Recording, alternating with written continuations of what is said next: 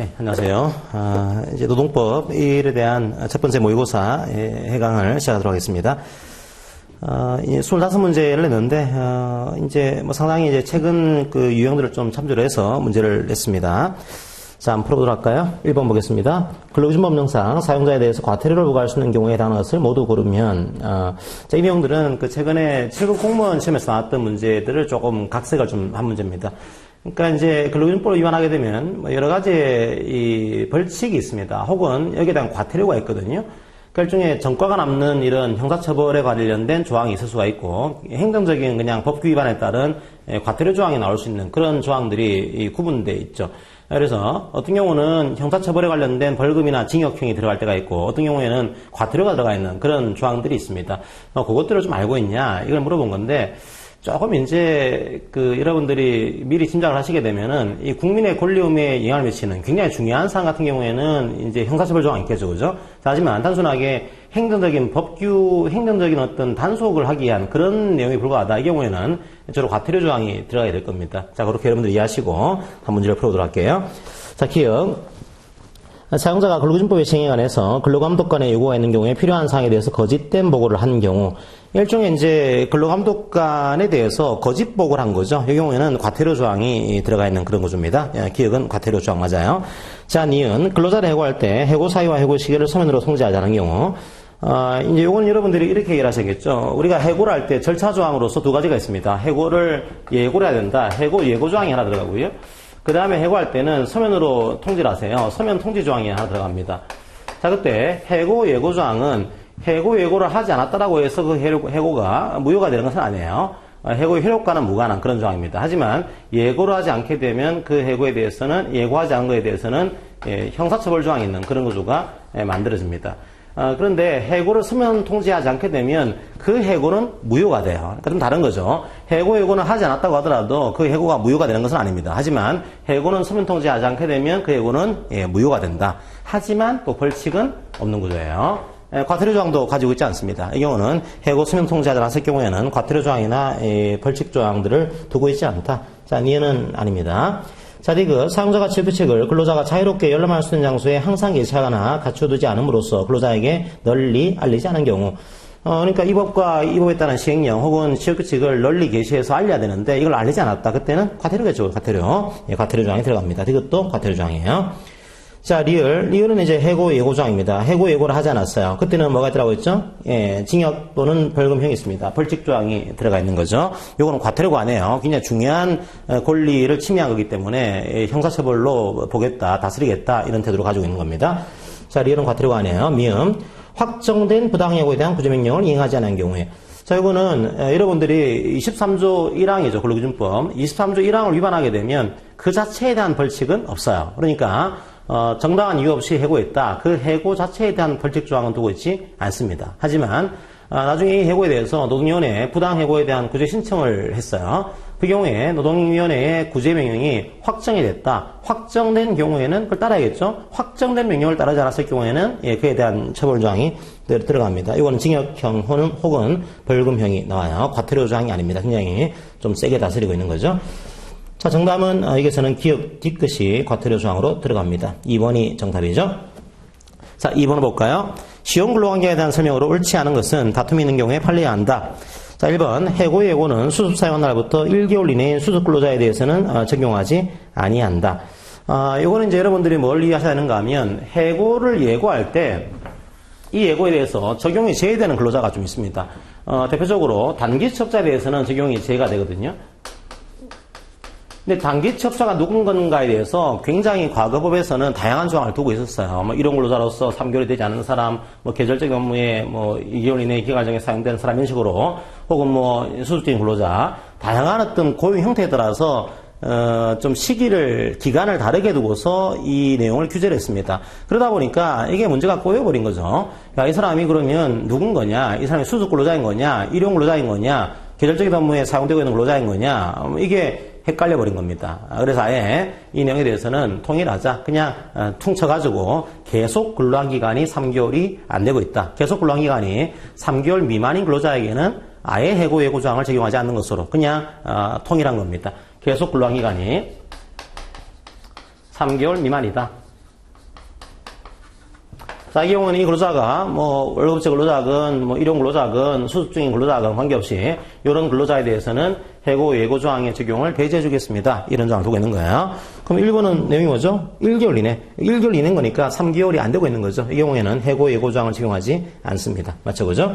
자, 2번 체크 측의 시용기간을 선택적인 사항으로 규정하고 있는 경우에 근로계약에 시용기간을 적용함을 명시하지 않은 경우에는 시용기간을 적용할 수 없다. 예, 맞습니다. 이게 시용이라는 자체는 굉장히 근로자 입장에서는 불리할 수 있는 거죠. 내가 정규직으로 들어온 것으로 알고 있었는데 갑자기 시용 근로자인 겁니다. 라고 하게 되면 이 근로자로서는 당황스러울 수가 있어요. 그래서 만약에 우리 회사의 체크 측에 시용기간을 둘 수 있다. 이런 식의 선택사항으로 규정되고 있는 경우에는 내가 계약을 할 때 이 계약은 시용계약입니다. 라는 것이 명시가 돼야지만 그게 시용계약인 거다. 만약에 이 내용이 근로계약을 체결할 때 시용계약입니다. 명시를 안 했어요. 그때는 시용기간을 적용할 수 없다라고 하는 것이 우리 판례 시각입니다. 근로계약서에 이 시기부터 요 종기까지는 요 기간 동안은 시용기간인 겁니다. 이게 명시가 돼야지만 그게 시용기간을 적용할 수 있는 거다. 자, 이게 판례 시각이에요. 명시가 안 돼 있으면 시용기간을 적용할 수 없습니다. 자, 3번 시용기간 만료 후에 사용자가 정식 근로자로 채용한 경우에 기존의 시용기간은 퇴직금, 연차휴가 등의 예상 시에 계속 근로연수에 산입되지 않는다. 틀렸죠, 그죠? 산입됩니다. 이런 겁니다. 시용계약을 체결했고 시용기간이 끝났습니다. 끝나고 난 다음에 본채용된 거죠. 본채용됐으면 시용기간 중에 이 기간도 근로계약 기간이죠. 근로관계가 있는 기간인 겁니다. 이 기간도 포함해가지고 퇴직금이나 연차휴가를 산정해야겠죠. 근속기간에 이 기간도 당연히 포함되는 거다. 산입되지 않는다? 틀렸습니다. 3번이 옳지 않는 건. 4번 시용근로관계에서 사용자가 본근로계약 체결을 거부하는 경우에는 근로자에게 구체적, 실질적인 거부 사유를 서면으로 통지해야 된다. 예, 맞습니다. 이건 어떤 내용인가 하면 시용계약을 체결했어요. 시용계약은 뭡니까? 시용계약은 근로계약이에요. 근로계약. 단지 이 시험기간 동안에 업무의 부적격성이 발견된다. 이 경우에는 이 해약권을 행사할 수가 있다. 해약권이 유보가 되는 근로계약인 거죠. 그러면 본채용을 거절하는 것은 바로 해고입니다. 그럼 해고를 하기 위해서는 해고를 서면 통지를 해야 돼요. 그럼 해고의 서면 통지를 어떻게 해야 될까요? 자, 우리 판례 시각은 서면 통지를 하도록 한 그런 이유는 근로자가 좀 해고에 미리 대응할 수 있도록 이게 해고의 종부라든지 해고 사유와 시기를 명확하게 해서 해고에 대응할 수 있도록 이제 기회를 주려고 하는 거거든요. 그런데 해고의 서면 통지를 그냥 서면 시용기간 만료로 끝나버렸습니다. 혹은 그냥 몇 점의 탕에 근거해서 저희들이 시용기간 만료로 끝냅니다. 이렇게 하게 되면 내가 왜 해고를 당한 건지를 알 수가 없는 거죠. 여기에 대응할 수가 없는 겁니다. 따라서 시용기간이 끝난 다음에 본채용을 거절하는 경우에도 단순하게 시용기간 만료로 끝냅니다. 이래서는 안 돼요. 그렇지는 안 되고 구체적이고 그리고 실질적인 거부 사유를 적어서 통보를 해야지만 이게 해고의 서면 통지입니다. 단순하게 종이만 했다고 해서 끝난 게 아니에요. 이 내용 속에 구체적이고 실질적인 거부 사유가 나와 있어야 됩니다. 그렇게 하지 않으면 서면 통지를 하지 않은 것으로 인정되는 거죠. 자, 4번도 맞습니다. 자, 5번. 사용자가 근로자의 시용기간 만료 시 본 계약의 체결을 거부하는 것은 사용자에게 유보된 해약권 행사로서 객관적으로 합리적인 이유가 존재해서 사회 통념상 상당하다고 인정돼야 된다.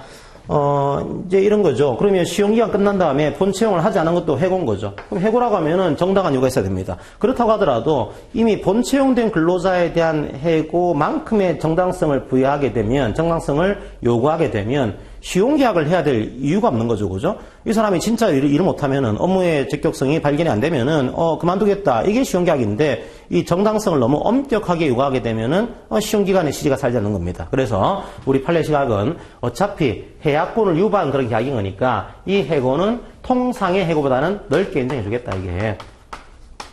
자, 하지만 아무리 넓게 인정한다고 하더라도 정당한 이유는 있어야겠죠. 그죠? 이 넓게 인정한다고 하더라도 객관적이고 합리적인 이유는 존재해야 되는 거다. 이게 사회 통념상 상당하다고 인정할 정도의 그 정도의 사유는 돼야지 아무리 넓게 인정한다고 하더라도 너무 터무니없는 그런 사유를 가지고 해고하는 것은 안 됩니다. 이게 우리 판례 시각이었죠. 5번도 이제 맞습니다. 이 케이스는 정답이 3번이 되겠죠. 3번이 정답. 자, 한번 문제 3번 보겠습니다. 근로기준법상 취업규칙에 대한 설명으로 옳지 않은 것은 다툼이 있는 경우에 판례해야 한다. 1번.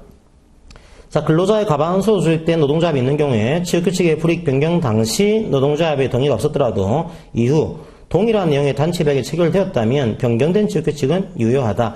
자, 이건 뭘 얘기하고 있는 걸까요? 이거는 단체 협약에 대한 지역규칙의 소급적인 동의를 얘기하고 있는 겁니다. 자, 이걸 얘기하고 있는 거예요.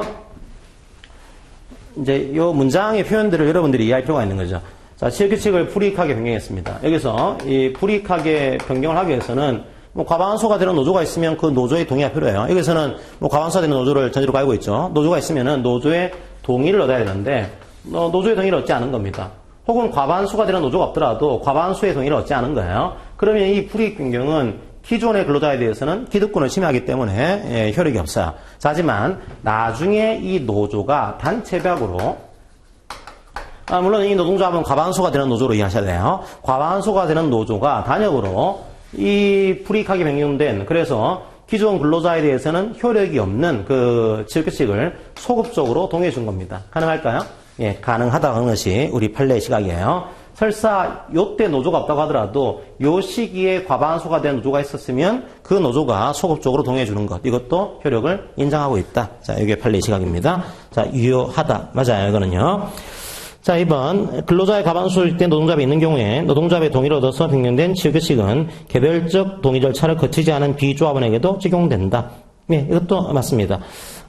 지역규칙을 불이익하게 변경하려고 그래요. 그럼 누가 동의를 해야 되는 거죠? 과반수가 된 노조가 있으면 그 노조. 그런 노조가 없으면은, 근로자 과반수가 동의를 해야 됩니다. 그럼 여기서는 과반수가 된 노조가 있어요. 그럼 노조가 동의하게 되면 바꿀 수 있습니다. 자, 그런데 어떤 근로자는요, 나는 이거 싫어. 나는 반대하는 거야. 나는 오케이 안 할 거야. 나는 동의하지 않아. 그래서 개별 일부 비조합원들이 반대를 했습니다. 하지만 과반수가 되는 노조가 찬성했어요. 그런 경우는 지역규칙은 집단적인 동의 문제입니다. 지역규칙은 통일적인 동의 문제예요. 내가 설사 반대했다고 하더라도 과반수가 되는 노조가 있으면 그 노조, 혹은 그런 노조가 없으면 근로자의 과반수가 동의했다면, 나는 반대했다고 하더라도 이건 적용되는 구조입니다. 이건 단협의 문제가 아니에요. 이건 지역규칙의 문제입니다. 이 지역규칙을 변경할 때 동의권을 누구한테 부여한 거냐? 과반수가 되는 노조가 있으면 그 노조에게 동의권을 부여하고 있는 거죠. 자, 그걸 이해하고 있는 거예요. 자, 비조합원에게도 이 경우는 적용됩니다. 3번. 지역규칙을 종전보다 근로자에게 불이익하게 변경하는 경우가 아닌 한 근로자 의견 정치 절차를 거치지 아니하고 지역규칙을 변경하였다고 하여 그 지역규칙의 효력이 부정될 수는 없다. 자, 이건 무슨 얘기를 하는가 하면 지역규칙을 변경을 하려고 그래요. 그런데 이 변경이 불이익한 변경이 아닙니다. 그냥 나쁘지 않은 변경이에요. 이때는 어떻게 되는 거죠? 동의가 아니고 의견 정치. 그러니까 근로자 과반수로 구성된 노조가 있으면 그 노조의 의견 정치. 이때 노조 의견 청취는 대표자 의견 청취로 충분합니다. 만약에 노조가 없으면 근로자 과반수의 의견 청취.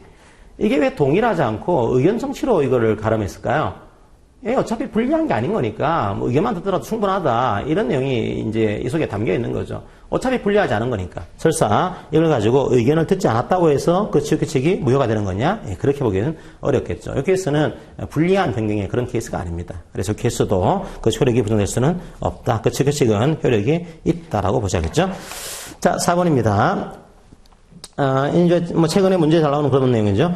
여러 근로자 집단이 하나의 근로조건 체계 내에서 비록 지역규칙의 불이익 변경 시점에는 어느 근로자 집단만이 직접적인 불이익을 받더라도 다른 근로자 집단에게도 변경된 지역규칙의 적용이 예상되는 경우에는 일부 근로자 집단은 물론 장래 변경된 지역규칙 규정의 적용이 예상되는 근로자 집단을 포함한 근로자 집단이 동의 주체가 된다. 자, 요거는 이제 뭘 얘기하고 있을까요? 자, 이걸 얘기하는 거예요. 조금 이제 판례 내용을 여러분들이 이해를 하셔야지만 풀 수 있는 그런 내용이죠. 두 개의 근로자 집단이 있는 경우가 있습니다. 여기에 생산직 근로자, 자, 여기에 사무직 근로자.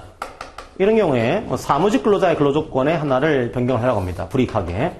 자, 그때는 누구의 동의가 필요할까요? 아무리 사무직 근로자가 쪽수가 작다고 하더라도 사무직 근로자 집단의 근로조건을 불이익하게 변경하는 거죠. 그러면 사무직 근로자의 과반수가 되는 노조가 있으면 그 노조, 만약에 그런 노조가 없으면 사무직 근로자의 과반수가 동의를 해야 되는 그런 구조가 만들어집니다.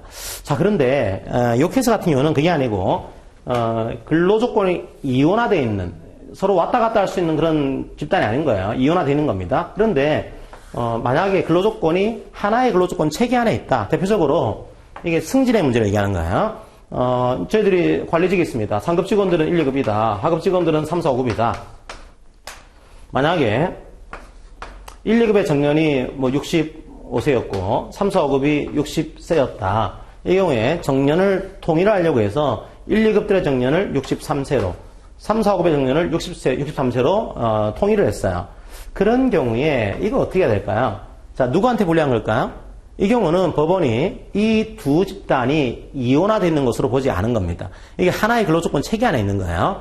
그럼 누가 불리한 건가 하면 1, 2급들은 이렇게 바뀜으로써 직접적으로 불이익 가져오죠. 당장 불이익한 그런 집단입니다. 하지만 3, 4, 5급은 그럼 유리한가요? 그렇게 안 본 거야. 3, 4, 5급도 당장은 이게 그렇게 보이진 않지만 향후에 승진하게 되면 자연스럽게 63세의 규정을 적용받게 됩니다. 직접적인 불이익을 당장 받지 않더라도 향후에 불리하게 될 것이 변경된 취업규칙이 적용될 것이 예상이 되고 있는 거죠. 그러면 예상된 그 집단도 불리한 겁니다. 자, 그럼 누가 동일해야 될까요? 누가 불리한 걸까요? 1, 2급들은 당장 불리익, 3, 4, 5급은 향후에 예상되는 불리익. 그러면 이 전체 집단이 불리한 집단으로 보게 되는 겁니다. 그럼 이 불리한 집단의 과반수가 동일하게 되면 되는 거다. 요거예요. 자, 그게 4번의 내용입니다. 그것도 맞죠, 그죠? 5번. 단체협약에서 해고 사유를 단체협약에만 응하도록 명시적으로 규정하고 있더라도 사용자는 취업규칙에서 새로운 해고사를 정할 수 있고 그 해고사에 서잡아 근로자를 해고할 수 있다. 자, 이건 안 돼요. 자, 이거는 이제 여러분들이 두 가지를 구분하셔야 됩니다. 징계를 할 때 해고, 뭐 징계해고라든지 이런 것들, 그죠? 자, 징계해고를 할 때 징계해고는 사유가 필요합니다. 그러면 징계해고는 사유가 정당해야 되는데 이 사유의 정당성을 따지기 위해서는 근거가 있어야 돼요. 뭔가 벌을 내리기 위해서는 법이 있어야 되는 거죠. 그럼 한 회사의 법은 어떤 거죠? 취업규칙이에요. 취업규칙이 법규범설의 지위에 따라서 법규범으로서의 위치를 차지하고 있는 겁니다. 우리 회사 내에서는. 그러면 근거는 취업규칙이겠죠. 취업규칙. 취업규칙에 근거조항이 나와 있으면 이 근거를 가지고 징계하는 것은 적어도 근거는 있는 것으로 판단하고 있는 겁니다. 물론 이제 그 근거가 정당한지는 따로 평가를 해야겠죠. 그죠? 어쨌든, 취업규칙의 근거에서, 해고할 수 있습니다. 징계할 수 있는 거죠. 그런데 우리 회사에서는 또 노조가 있어요. 노조가 있는 경우에 단체협약이 또 있는 겁니다. 자, 이 경우에 이 징계의 근거가 서로 충돌되는 경우와, 충돌되지 않는 경우가 생길 수가 있습니다. 이런 사유죠. 취업규칙에서, 우리 회사는 1번 사유, 2번 사유, 이게 3번 사유가 있는 경우에 징계할 수 있다. 이런 조항을 두고 있습니다. 단협에서도 1번 사유, 2번 사유, 3번 사유가 있는 경우에 징계할 수 있다. 이런 조항을 두고 있어요. 그런데 우리 회사에서 취업규칙에서 4번 사유를 추가했습니다. 단협에서는 그 내용이 추가가 안 돼 있어요. 취업규칙에 의해서만 4번 사유를 추가했습니다. 이 4번 사유를 근거로 해서 이 근로자를 징계했어요. 가능할까요? 예, 가능합니다. 취업규칙이 근거라 그랬잖아요. 그럼 취업규칙에서 이 징계 근거조항을 신설해서 추가해서 징계하는 것, 이것도 가능합니다. 취업규칙이 법이기 때문에 이 회사 내부에서는.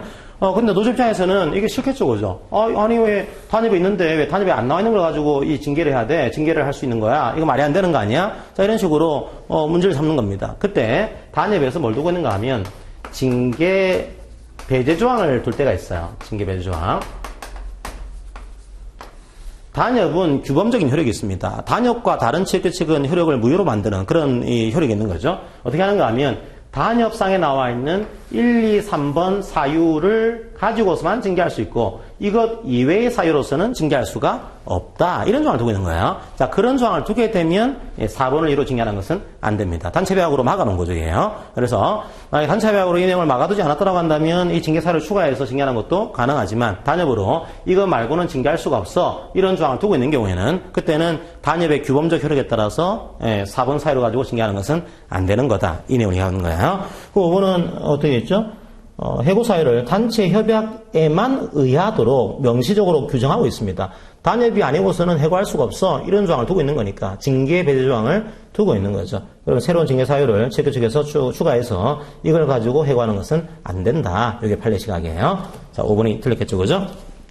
자, 이제 4번을 볼까요? 4번 근로기준법상 평균 임금에 관한 설명으로 옳은 것은 다툼이 있는 경우에는 판례에 따른다. 1번, 1일 평균임을 산정할 때 분모에 들어가야 되는 기간의 총 일수는 실제 근로일수이다. 2번, 1일 평균임을 산정할 때 분자에 들어가야 되는 것은 평균임금 산정사유가 발생한 날 이전 3개월간 지급된 모든 금품액 수이다. 예, 다 틀렸죠, 그죠? 자, 이제 1일 평균임금을 산정할 때 산정 공식을 여러분들이 기억하시면 돼요. 산정 공식은 분자의 그 산정 사유 발생일 이전 3개월. 그러니까 사유 발생일이죠. 퇴직한 날이라고 한다면 퇴직일, 퇴직금이라 한다면 퇴직일 이전 3개월. 3개월간 지급된 임금 총액이죠. 모든 금품이 아니고요. 임금 총액을 분자에 집어넣는 겁니다. 분자는요. 그 3개월 동안에 총 일수. 총 날짜 수죠. 이 총 날짜 수는 뭘 얘기하는 거죠? 이거는 실제 근로일수가 아니고 달력상 일수를 얘기하는 겁니다. 역일상 일수를 포함시키는 겁니다. 1번, 2번 다 틀렸죠. 1번은 실제 근로일수가 아니고 달력상 일수. 2번은 모든 금품액수가 아니고 임금 총액을 집어넣는 겁니다. 자, 3번을 볼까요? 원칙적으로 개인적인 범죄로 구속 기소되어 직위에 제되었던 기간은 그 기간 일수와 그 기간 중 지급받은 임금액을 평균임금 산정 기초에서 제외한다. 자, 이거는 여러분들이 만약에 이런 식으로 산정하게 되면 평균임금이 좀 불리해질 때가 있어요. 근로자 개인의 규책 사유로 돌리기 어려운 그런 사유, 혹은 법령에 규정된 대로 권리를 행사했더니 오히려 평균임금이 다운되고 있다. 이건 좀 그렇죠, 그죠? 그래서 요 경우에 요 기간과 요 임금 총액에서 제외하는 기간이 나옵니다. 알고 계신 대로 뭐 수습사용 기간이라든지, 그다음에 출산휴가 기간이라든지, 혹은 뭐 업무상 무상질병으로 뭐 휴업한 기간이라든지, 그 다음에 뭐 육아직 기간이라든지, 혹은 병역법에 따라 수급한 기간이라든지, 뭐 쟁의행위 기간이라든지, 이런 기간들을 쭉 나열하고 있어요. 그럼 이 기간들은 요 임금 총액과 총 날짜수에서 제외하고 일일 평균임금을 산정을 해야 됩니다. 뭐 이런 거죠. 3개월 동안에 2개월이 육아직이었으면은 이 육아직 기간은 제외하고서 남아있는 1개월만 가지고서 평균임금을 산정하는 이런 구조가 되어 있습니다. 그런데 이 기간 중에 뭐가 없죠? 개인적인 어떤 범죄로 직위해제가 됐다. 요 기간은 이제 여기에 이 제외되는 기간에 포함이 안 되는 겁니다. 그러면 예를 들면 1개월은 직위해제 당하고 나머지 2개월 동안 근무하고 퇴직했다고 하더라도 요 3개월의 임금 총액에 요 기간도 포함되는 거예요. 3개월 동안의 날짜수에 요 날짜수도 포함되는 구조가 되어 있습니다. 제외되지 않아요. 이거는 원칙적으로는 포함됩니다. 아주 뭐 현저하게 부적당한 경우에는 뭐 제외한다 이런 판례가 있긴 한데 뭐 그거는 좀 이따 보겠습니다. 원칙적으로는 이 내용들에 대해서는 포함해서 산정을 하게 됩니다.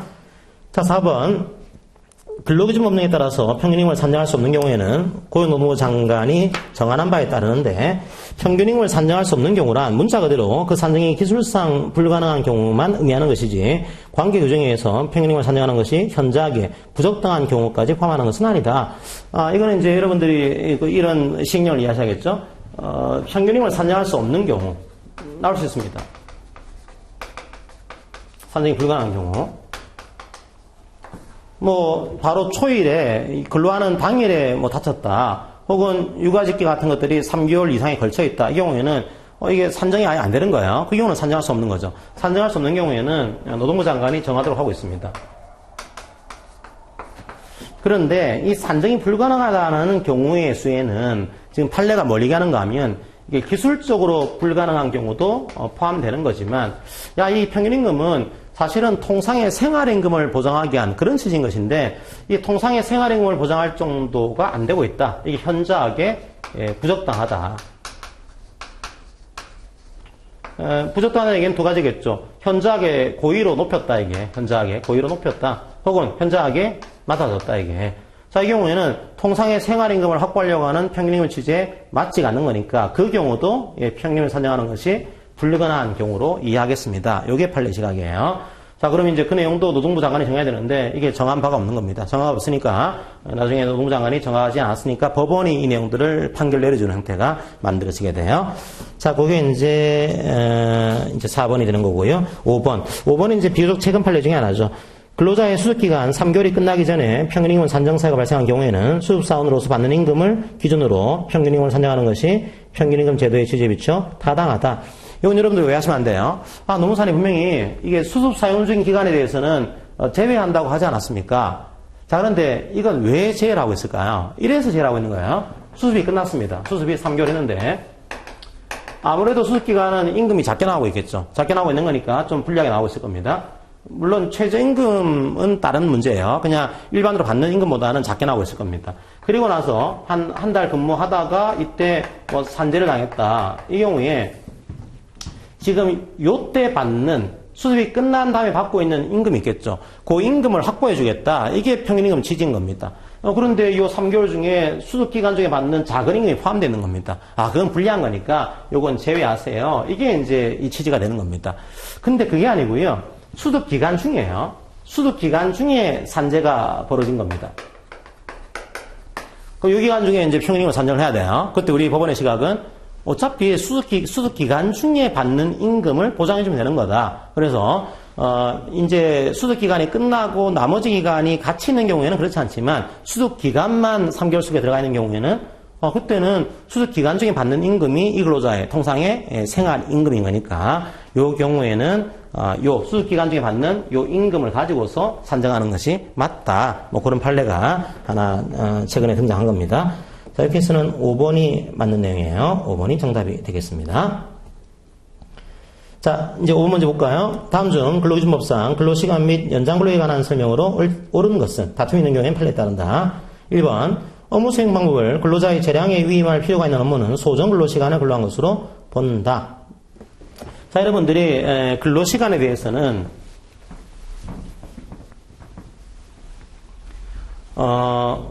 이제 실제 근로시간을 산정하는 간주하는 제도가 있었죠. 실제 근로시간. 간주할 때 이게 외근 간주 근로시간제가 있었고, 그러니까 밖에서 근로한다. 사정 밖에서 근로하게 되니까 실제 근로시간을 알 수가 없는 거죠. 알 수 없는 경우에 몇 시간 근로한 것으로 간주해 주겠습니다. 자, 이런 제도가 하나 있고요. 그 다음에 재량 간주 근로시간제가 있습니다. 이 근로자의 재량에 맡길 필요가 있는 그런 업무예요. 이걸 정해놨어요. 자, 그런 업무인 경우에는 어떻게 하는가 하면 근로자 대표와 서면으로 합의하게 되면 그 서면으로 합의한 시간만큼을 실제 근로한 것으로 간주해주는 그런 제도가 있었죠. 자, 1번은 뭐죠? 1번은 그러면 업무 수행 방법을 근로자의 재량에 위임할 필요가 있는 업무는 소정 근로시간이 아니고 근로자 대표하고 서면으로 합의한 시간만큼 근로한 것으로 간주해줍니다. 1번 틀렸죠, 그죠? 자, 2번 근로자가 근로시간의 전부 또는 일부를 사업장 밖에서 근로해서 근로시간을 선정하기 어려운 경우. 자, 이거는 뭔가 하면은 외근 밖에서 근로한 경우입니다. 밖에서 근로한 경우에는 어떻게 해야 될까요? 원칙적으로 소정 근로시간. 소정 근로시간을 근로한 것으로 간주해줍니다. 1주 40시간 법정 근로시간이죠. 그게 아니고 계약서에서 근로하기로 합의한 시간, 그 시간만큼 근로한 것으로 간주해주겠습니다. 그런 제도를 가지고 있어요. 만약에 이제 그 업무 수행에 통상 필요한 시간이 보통 소정 근로시간을 초과할 경우다. 이 경우에는 업무 수행에 통상 필요한 시간을 근로한 것으로 간주해주는 그게 두 번째 단계고, 이 외근에 대해서도 근로자 대표하고 서면으로 합의하게 되면 서면 합의로 정한 시간을 그 업무 수행에 통상 필요한 시간으로 간주해 주겠습니다. 이런 제도를 가지고 있습니다. 자, 이번은 1주 40시간이 아니고 이제 소정 근로시간을 근로한 것으로 간주하는 제도. 3번 주문량의 증거로 연장근로가 필요한 때는 노동부 장관 인가와 근로자의 동의를 얻어서 1주간에 12시간을 초과해서 연장근로를 시킬 수가 있다. 자, 이거는 연장근로 내용 중에 하나가 여러 가지 내용이 있죠. 합의해서 하는 연장근로가 있을 수 있고, 그 다음에 이제 특별한 경우에 연장근로가 나올 수가 있어요. 응급한 경우에. 이게 뭔가 하면은 특별한 사정이 있는 경우에 노동부 장관이 근로자가 동의하고, 자, 근로자가 동의하고 노동부 장관이 인가하게 되면 원래 연장근로는 몇 시간까지 가능합니까? 연장근로는 40시간에다가 한 주에 12시간까지만 연장근로 가능해요. 하지만 이 경우에는 특별한 사정이 있는 경우에 근로자의 동의와 노동부 장관의 인가가 있게 되면 플러스 알파가 가능한 그런 구조입니다. 자, 특별한 사정이 있으면 가능해요. 이런 케이스가. 근데 여기서 특별한 사정이 뭘 얘기할까요? 이건 단순하게 주문량의 증가 이걸 얘기하지 않습니다. 이건 일반적으로 자연재해, 천재지변 이런 걸 얘기하는 것이지, 우리 회사가 일이 너무 많습니다. 일이 폭발이에요. 뭐 이렇게 했다고 해서 이게 인정되는 거냐? 그렇지 않아요. 이게 인정되면은 안 되겠죠.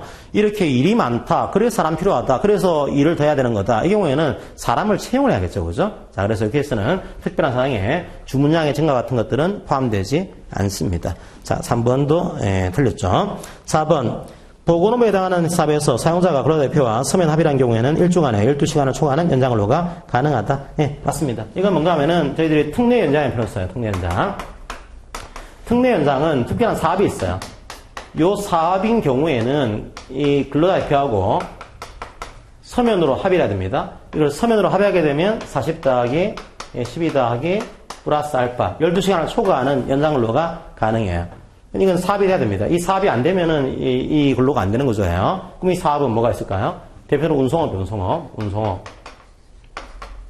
육상운송, 수상운송, 해상운송, 그 다음에 운송 관련 서비스업, 그 다음이 보건업.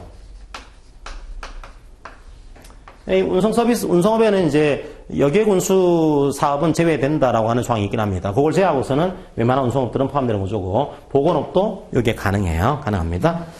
맞죠? 그죠? 특례 사업이죠? 보건업에 해당하는 사업에서 사용자가 근로자 대표와 서면 합의를 한 경우에는 1주간에 12시간을 초과하는 연장근로가 가능합니다. 이게 특례 사업이, 작년도 여러분들이 1차 시험 볼 때보다도 확 줄었습니다. 줄었기 때문에 바뀐 내용이에요. 이거 알고 있냐 물어보는 문제가 나올 수가 있습니다. 보건업은 특례사업으로 지금 남아있어요. 운송업과 보건업은 남아있다라고 하는 거 이해하시고요. 단지 이제 노선 여객 자동차 운송사업은 특례사업에서 빠져 있어요. 이제 버스 같은 경우는 이제 빠지게 되는 구조가 만들어집니다.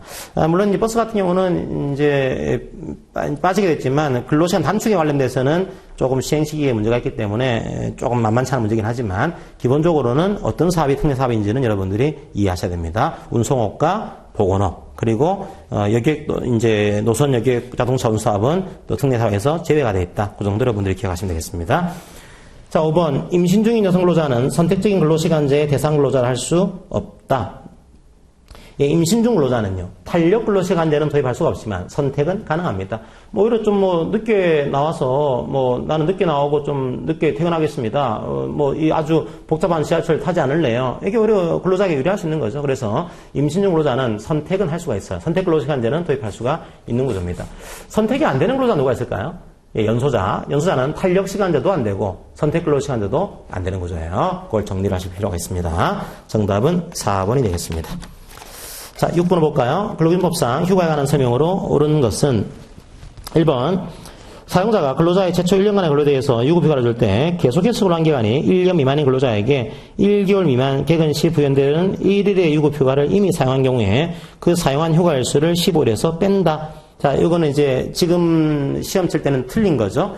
자, 어떤 내용인가 하면, 이제 계속 근로한 기간이 1년 이상이 되게 되면, 1년 동안 80% 출근하게 되면 근로자한테, 그 다음에 15일의 유급휴가가 발생하는 구조입니다. 1년이 안 되는 근로자에게는 한 달 동안 개근하게 되면, 한 달 개근할 때마다 연차휴가가 1개 나오는 구조예요. 자, 그러면 이제 쭉 1년 되기 전에 개근 다 했으면은 11개 정도의 연차휴가 발생하거든요. 그럼 11개 발생했으면은 15일의 휴가하고 11개의 휴가하고 어떤 관계가 있는 거냐? 과거에는 11개가 15일 속에 포함되면서 11개를 쓰게 되면 15일에서 공제를 했어요. 이제 연동을 시킨 거죠. 그런데 이제는 11개와 15일을 연동을 시키지 않습니다. 따로 보고 있어요. 1년 되기 전에 발생한 11개 연차휴가 따로 주고요. 15일 발생한 연차휴가 따로 주고 있는 거예요. 무슨 얘기인가 하면 이 11개를 썼다고 하더라도 15일에서 공제하지 않습니다. 그냥 15일 그대로 발생하는 구조가 되어 있는 거죠. 자, 이게 2018년도 5월 29일자로 바뀌었으니까 바뀐 내용 알고 있냐? 이걸 물어본 거예요. 빼지 않습니다. 이제는 이 조항을 삭제를 했습니다. 자, 2번 사용자는 해당 근로자와의 서면 합의에 따라서 연차유급 휴가일을 가르면서 특정한 근로일에 근로자를 휴무시킬 수 있다. 예, 이런 제도가 있긴 한데 요건이 근로자와의 서면 합의가 아니에요. 근로자 대표와의 서면 합의. 이런 거죠. 여기가 근로자가 이제 일을 해야 될 날인 거다. 근데 이 날짜를 이제 근로자 대표하고 서면으로 합의하게 되면 연차 휴가로 가름할 수가 있습니다. 그래서 어떤 날에 원래 근로한 날인 건데 근로자 대표하고 이 서면으로 합의하게 되면 그 날짜를 연차 휴가로 가름시켜가지고 휴무시킬 수가 있다. 예, 그 조항이에요. 정확하게는 근로자와의 서면 합의가 아니고 근로자 대표와의 서면 합의. 틀렸죠, 그죠? 3번 사용자는 계속해서 근로한 기간이 1년 미만인 근로자에게 연차 유급 휴가의 사용 촉진 조치를 취해서 사용하지 아니한 휴가에 대한 보상 의무를 면할 수 있다. 연차 휴가에 대해서는 휴가 사용 촉진 제도라는 제도를 가지고 있습니다. 그게 이제 어떤 제도인가 하면 이런 제도거든요.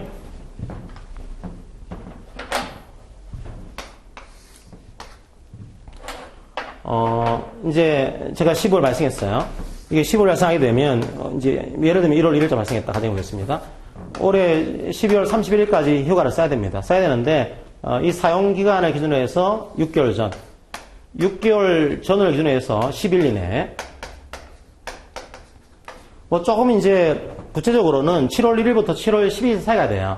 7월 1일부터 7월 10일 사이에 사용자가 근로자한테 통보를 합니다. 서면으로. 뭘 통보하는가 하면 당신의 휴가 사용이 얼마를 했고 아직 사용 안 한 휴가가 몇 개가 남아 있습니다. 그러면 그 남아있는 몇 개의 휴가를 언제 쓸지를 나한테 알려주세요. 이걸 통보하게 됩니다. 그럼 근로자가 저는 남아있는 휴가를 언제 쓰겠습니다. 사용 시기를 사용자에게 통보를 해야 됩니다. 근데 근로자가 통보하지 않았어요. 그러면 사용기간 만료를 기준으로 해서 2개월 전까지 이제 10월 31일까지가 되겠죠. 그죠? 그때 사용자가 다시 근로자에게 당신이 분명히 휴가 사용 시기를 정하라고 내가 기회를 줬는데 당신이 휴가 사용 시기를 정하지 않았으니까. 만약에 정하지 않게 되면 사용자가 근로자에게 휴가 사용 시기를 그냥 정해줍니다. 아무 근로자는 언제부터 언제까지 휴가를 다 쓰세요. 이걸 정해주거든요. 그때 휴가를 써야 돼요. 근데 그때 휴가를 안 쓰게 되면 남아있는 휴가가 있다고 하더라도 보상할 필요가 없습니다. 자, 그런 제도를 만들어 놨어요. 이제 그게 바로 저희들이 말하는 휴가 촉진 제도입니다. 그런데 이 휴가 촉진 제도는 1년 근무는 해야 돼요. 1년 근무에 발생하는 15일, 15일, 16일, 16일. 요 휴가에 대해서만 활용할 수 있는 것이지 1년 되기 전에 발생한 한 달에 한 개 발생하는 거. 요 휴가는 촉진할 수가 없습니다. 한마디로 1년 되기 전에 발생한 이 한 달에 한 개 휴가는요. 촉진이 안 되는 거다. 그냥 안 쓰게 되면은 이에 대해서는 보상을 해야 되는 거다. 이렇게 여러분들이 정리를 하시면 되겠습니다. 자, 2번 볼까요? 자, 그 다음에 이제 4번. 남녀고용평등법에 따른 제19조 1항에 따른 육아휴직으로 휴업한 기간은 연차휴가의 출근율 산정에 관해서 출근한 것으로 본다. 예, 요게 이제 또 바뀐 것 중에 하나죠.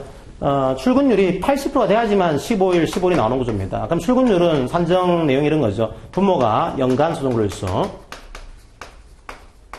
며칠 이제 연간 얼마를 나와야 되는 거냐. 그 나와야 되는 날짜 중에 며칠 나왔냐. 이걸 산정을 해야 돼요. 근데 어떤 것들은 헷갈릴 때가 있는 거죠. 야, 이날도 나온 걸까? 이게 나온 것으로 취급해야 되는 걸까? 헷갈리는 그런 날짜가 있습니다. 그 경우에 나오지 않았지만 나온 것처럼 간주해주는 자, 그런 날이 세 가지가 있습니다. 나오지 않았지만 80%에 대한 불이익을 주지 않기 위해서 나온 것처럼 간주해주는 그런 날들이 세 가지. 하나가 업무상, 부상, 질병 때문에 휴업한 기간. 두 번째가 임신 중의 여성의 기호에 따라서 휴업한 기간. 그러니까 뭐 출산휴가 기간이라든지 유산휴가, 사산휴가 이런 것들이 되는 거예요. 그 기간은 나온 것처럼 간주해줍니다. 세 번째가 추가된 거죠.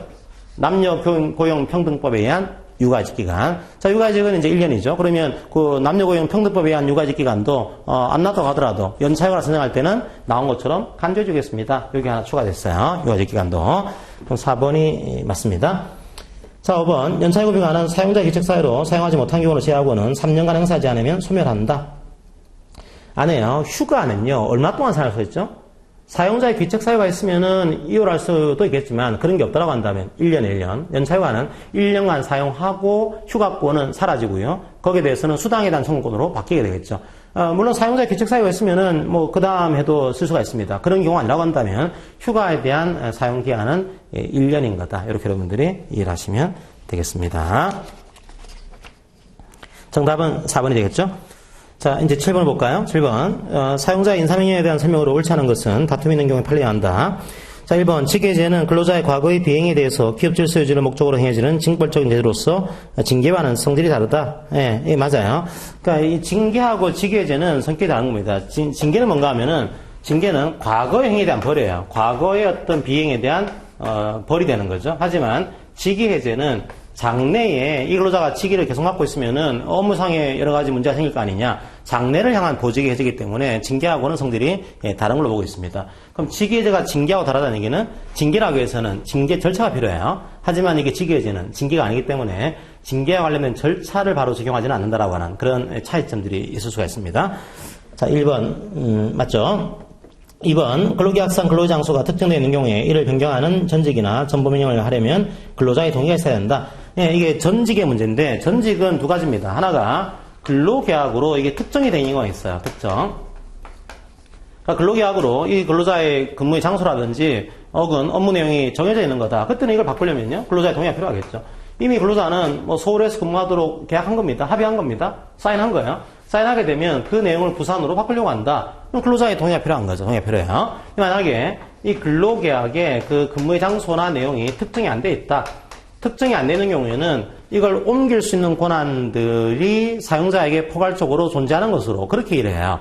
그럼 사용자의 권리를 보는 거죠. 그럼 이건 어떻게 보는가 하면 이 사용자의 권리인 건데 사용자의 권리를 조금 남용을 막겠습니다. 이런 취지로 법원이 보게 됩니다. 그 남용을 제한하는 내용으로서의 우리 판례 시각은 업무상의 필요가 있는 거냐. 두 번째로 이것 때문에 받게 되는 근로자의 생활상 불이익이 얼마나 크냐. 이 두 가지를 비교 형량해서 생활상 불이익이 현저하게 크다라고 한다면 이거는 권리가 남용된 거다 이렇게 보겠다는 거예요. 세 번째로 그 신입상에 적어도 협의는 해야 되는 거 아니냐. 협의 절차를 거쳐야 된다. 근데 문제는요. 이 협의를 거쳐야지만 되는 거지만 협의를 거치지 않았다는 것만으로서 이 권리남용으로 쉽게 보진 않겠습니다. 이걸 거쳐야 되는 거지만 이걸 하지 않았다는 것만으로서 우리가 이 정당성을 쉽게 부정하지는 않을게요. 이게 판례의 시각이 되어 있습니다. 자, 거기에 2번과 3번을 제가 함께 설명드린 겁니다. 2번과 4번을요. 자, 4번은 전보처분 등을 함에 있어서 근로자 본인과 성실한 협의를 거쳤는지 여부는 하나의 요소인 거다 판단하기 위한. 하지만 이러한 절차를 거치지 아니하였다는 사정만으로서 이 전보처분 등이 권리남용에 해당돼서 당연히 무효가 되는 것은 아닙니다. 맞죠, 그죠? 자, 3번 해볼까요? 3번 유효한 전적이 이루어진 경우에 특별한 사정이 없는 한 이적하게 될 기업이 당해 근로자의 종전기업과의 근로관계를 승계한다. 안 해요. 이건 단절됩니다. 전적과 나중에 보게 될, 이제 혹시 여러분들이 이제 복습을 하게 될 영업양도와 합병은 다른 거예요. 전적은 적을 옮기는 거죠. 근로자가 이 회사의 소속이었다. 이 근로자가 B로 이제 전적을 한 거예요. 적을 옮긴 겁니다. 전적을 하게 되면 A 사이의 근로관계는 단절됩니다. 단절돼요. 뭐, 물론 내가 숨겨주겠다. 이런 관계 없지만 그런 특이하게 없다라고 한다면 끝나고 새로 시작하는 겁니다. 퇴직금도 새로 시작, 연차가도 새로 시작이에요. 자, 나중에 뭐 학습을 하게 될 영업양도나 합병인 경우에는 근로관계를 승계하는 거죠. 승계하는 거예요. 하지만 전적은 단절되고 새로 시작하는 거다. 이게 입장입니다. 3번이 틀렸죠. 그죠? 승계된 게 아니에요.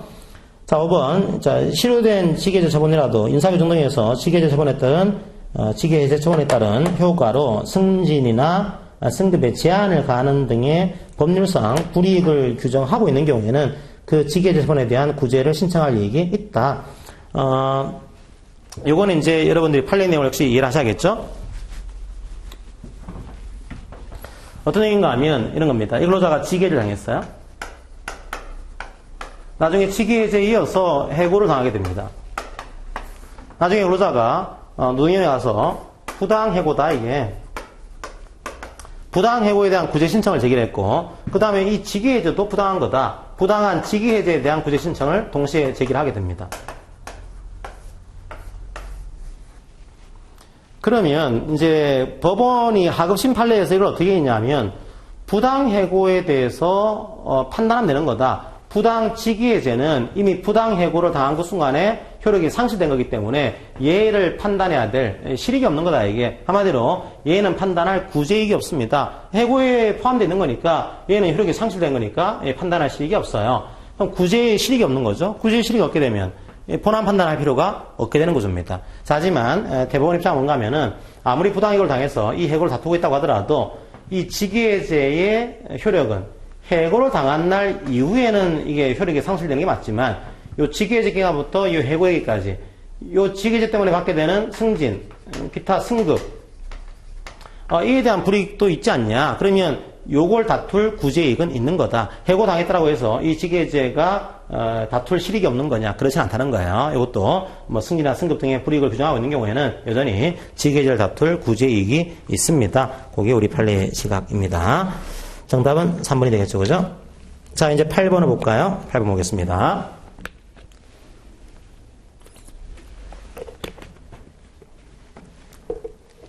다음 중 회사 분할과 근로관계 승계 관한 설명 중 옳지 않은 것은 이제 문제가 워낙 영업양도와 합병에 대한 문제는 꽤 나왔어요. 그런데 아직 분할은 2차 문제로 나온 적이 있는데 1차 문제로는 잘 등장 안 했거든요. 그래서 1차 문제로 분할이 나왔을 경우에 한번 만들어 봤습니다. 자, 회사 분할이란 분할회사가 사업에 관해서 가질 권리나 의무의 전부 또는 일부를 분할에 의해서 다른 회사에 포괄 승계시키는 회사법상의 제도이다. 그러니까 분할이라고 하는 것은 어떤 분할 계획에 따라서 이제 권리나 의무의 전부나 일부를 포괄적으로 이제 이전시키는 것, 승계시키는 것, 요런 회사법상의 상법상의 제도가 되어 있는 거죠. 자, 그러면 분할이라고 하는 거는 분할 계획이 있습니다. 분할 계획에 따라서 분할하는 거거든요. 그러면 뭐 일종의 물적 자산에 대한 것들은 뭐 차치하더라도 거기는 근로자들에 대해서 어떤 식으로 해야지만 이게 정당한 이제 승계나 거부가 되는 거냐. 자, 이게 문제가 돼요. 저게 2번이죠. 분할하는 회사의 근로관계도 승계 대상에 포함될 수 있다. 그러니까 승계 계획 세울 때 근로관계도 승계 대상에 포함될 수가 있는 거예요. 3번. 회사 분할에 따른 근로관계 승계는 근로자의 이해와 협력을 구하는 절차를 거치는 등의 절차적인 정당성을 갖춘 경우에 한해서 허용된다. 그럼 승계를 해야 되는데 어떻게 할 거냐? 이 케이스는 실체 문제가 아니고요. 만약에 이해와 협력을 구하는 절차를 거쳤으면은 그냥 승계되는 것으로 그렇게 하고 있어요. 이해와 협력을 구했으면 승계되는 거다. 그런데 4번. 회사 분할 시 근로자의 이해와 협력을 구하는 절차를 거쳤다고 하더라도 그 근로관계의 승계에 대해서 해당 근로자의 동의를 받지 못했다면 근로관계는 신설회사에 승계되지 않는다? 그렇지 않죠. 그러니까 이해와 협력을 구하는 절차를 거쳤으면은 승계되는 거고요. 이 근로자가 동의하지 않았더라도 승계되는 거거든요. 이건 개별 근로자의 동의를 요하지 않습니다. 그냥 근로자에게 이해와 협력을 구하는 절차를 밟았으면은 승계되는 것이고 동의하지 않았더라도 승계되는 거예요. 그게 4번입니다. 4번이 틀렸죠, 그죠? 5번. 그러면 이게 무조건 승계되는 것이고 분할했을 경우에 이 근로자에게는 거부권이 없는 겁니까? 나는 이제 가기 싫어요. 그렇게 할 수는 없는 건가요? 5번이에요. 회사 분할이 해고의 제한 등 근로자 보호를 위한 법령 규정을 잠탈하게 한 방편으로 이용되는 경우라면 해당 근로자는 근로관계 승계를 거부할 수 있다. 그러니까 원래는 승계되는 건데요. 이게 해고를 피하게 한 목적으로 분할을 활용하고 있는 겁니다. 이참에 그냥 해고해야 되는데 해고는 힘드니까 분할시켜가지고 그냥 이 근로자를 저 회사로 보내버리자. 이 경우는 해고에 대한 법령을 회피하게 한 그런 목적인 거죠. 이 경우에는 이 근로자는 거부권을 행사할 수가 있는 거죠. 자, 그렇게 해서 이 경우에는 거부할 수 있다라고 보고 있습니다. 정답은 4번이 되겠습니다. 자, 이제 9번을 볼까요? 9번. 징계에 관한 설명을 옳지 않은 것은 다툼이 있는 경우에 판례해야 한다. 1번. 단체회계나 지역교청 등에서 징계 절차에서 대상자에게 사전에 통과하거나 변명의 기회를 부여하도록 하는 절차 규정이 없는 경우라고 하더라도 징계 사실을 통고해 줄 의무가 있으며, 자, 그와 같은 절차를 거치지 않는 경우에 징계 해고 처분은 무효이다. 자, 이건 뭘까요? 자, 이거는 여러분들이 징계에 대한 절차 규정이죠. 이제 징계는 사유가 정당해야 되고 절차가 정당해야 됩니다. 그리고 수단이 정당해야 돼요. 근데 절차 규정이 주로 이제 소명 기회를 제공하는 것과 징계위원회를 적법하게 구성하는 것, 이게 포함됩니다. 자, 이런 절차에 대한 내용이 있는 경우가 있고요. 자, 이런 걸 거쳐야 되는 거다, 이런 규정이 있는 경우가 있고, 우리 회사의 취업규칙에 이에 대한 규정이 없는 경우가 있어요. 문제는 뭔가 하면 이 절차에 대한 규정이 있는 경우에는 이 절차를 거치지 않게 되면 아무리 사유가 정당하다고 하더라도 그 징계는 무효가 됩니다. 자, 하지만 이런 절차 규정이 없다라고 한다면, 없는 경우에는 이런 기회를 부여하지 않았더라도 사유가 정당하면은 그 징계는 정당합니다. 이게 우리 판례의 시각이 되어 있습니다. 자, 이거는 뭐죠? 절차 규정이 없는 경우에요. 없는 경우에는 이 사실을 통고해 줘야 될 의무가 없어요. 그리고 이런 절차를 거치지 않았다고 하더라도 이 징계 해고 처분은 효력을 인정해 주고 있습니다. 자, 1번 틀렸죠, 그죠? 자, 그 다음에 2번. 2번은 이제 이중징계 같은 건데요. 이렇게 한 겁니다. 이제 징계를 했어요. 징계를 하고 난 다음에 사용자가 보니까 내가 징계 절차를 좀 문제가 된 것 같아. 징계 절차가 잘못된 것 같아. 그런 경우에 이 징계를 취소하고 내가 잘못한 것 같습니다. 취소하고 새로 징계를 하는 것. 이것도 가능합니다. 그게 2번이에요. 징계 절차에 하자나 징계 사유 인정, 징계 양정의 잘못, 부당 등의 잘못이 있음을 스스로 인정한 때는 노동위원회의 구제명령이나 법원의 무효 확인 판결을 기다릴 것 없이 스스로 징계 처분을 취소할 수 있어요. 취소가 되면 이 징계는 뭐가 되는 거죠? 무효가 되겠죠, 그죠? 그리고 나아가 이걸 가지고 새롭게 징계하는 것도 가능합니다. 가능해요. 3번, 심할서 제출이 사제문 또는 반성문을 의미하는 것이라면 이는 양심의 자유를 침해하는 것이므로 심할서 제출 명령을 정당한 업무상 명령으로 볼 수 없다. 이거는 원래는 업무상의 명령을 불이행하게 되면 징계할 수가 있습니다. 그런데 이 업무상의 명령이 정당하지 않은 거다. 그때는 이걸 따르지 않았더라도 징계해서는 안 돼요. 심할서 제출도 이게 사건의 경위를 보고하는 그런 명령이다. 그런 경우에는 이걸 따르지 않게 되면 징계할 수가 있습니다. 근데 심할서가 그런 사건의 경위를 보고하는 그런 심할서가 아니고 이 근로자의 양심의 자유를 침해하는 그런 반성문이다, 사제문이다, 이 정도의 심할서라고 한다면 이 심할서는 이 헌법상의 양심의 자유를 침해하게 되는 그런 적법하지 않은, 정당하지 않은 업무상 명령이 되는 것이고 이걸 따르지 않았다고 해서 징계하는 것은 그 징계는 정당성이 없는 징계로 보게 되는 거예요. 자, 그게 3번의 문제고요. 4번, 원래의 징계처분에서 징계사유로 삼지 아니한 징계사유를 재심 절차에서 추가하는 것은 추가된 징계사유에 대한 재심 기회를 박탈하는 것으로 되어 특별한 사정이 없는 한 허용되지 아니한다. 그렇죠. 원래 재심이라는 것도 절차의 한 부분입니다. 이게 원징계 처분과 재심 징계 절차가 하나의 징계 절차예요. 따라서 재심에서 문제가 있는 경우도 그 절차가 정당하지 않은 겁니다. 원징계 처분할 때 A라는 징계 사유를 가지고 이제 절차를 거쳤어요. 재심이 들어갔더니 사용자가 A라는 사유 외에 B라고 하는 사유를 추가한 겁니다. 가능할까요? 인정될 수 없다는 겁니다. 왜냐하면 만약에 B라는 사유가 재심 절차에 추가되게 되면 지금 재심의 기회를 주겠다라고 하는 취지가 상실된 거죠. 그러니까 B라는 사유가 원징계 절차에서 다투지고 난 다음에 재심이 들어오게 되면 재심기회가 있는 건데 재심 절차에서 이게 등장하게 되면은 재심 기회가 없는 거죠. 요거는 이제 인정할 수가 없다. 이게 우리 판례의 시각입니다. 자, 5번. 근로자의 사생활상의 병이라고 하더라도 사발등의 직접 관련이 있거나 기업의 사회평가를 훼손할 염려가 있는 데는 정당한 징계사유가 될 수 있다. 예, 그렇습니다. 이건 사생활상의 병은 원칙적으로는 징계사유가 안 돼요. 이건 개인 문제인 거죠. 개인이 그냥 밖에서 잘못을 했다. 그때는 국가가 그냥 형사적인 처벌을 하면 되는 문제인 것이고 사용자에게는 뭐 이에 대한 권한이 없습니다. 하지만 그 사생활상의 비행이라고 하더라도 이게 사발등과 관련되어 있다. 기업의 사회평가를 훼손할 염려가 있다. 이 경우에는 징계 사유가 될 수 있다는 것이 우리 판례 시각입니다. 정답은 1번이 되겠네요. 정답은 1번입니다.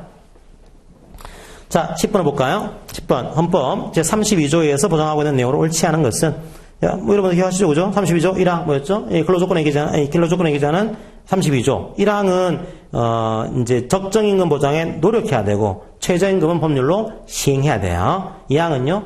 국가는 근로의 의무의 내용과 조건을 민주주의 원칙에 따라서 법률로 정해라. 3항은 근로조건의 기준은 인간의 존엄성을 보장하도록 법률로 정하세요. 이제 그 4항은 이제 여자의 근로는 특별하게 보호해주고 차별하지 마세요. 5항은 연수자의 근로는 특별하게 보호해주세요. 6항은 우선적으로 뭐 국가공자, 뭐 상임공경, 전몰공경의 유가적은 취업기회를 우선적으로 보장해주세요. 이런 내용이에요. 자, 그 내용만 아시면 풀 수 있는 문제입니다.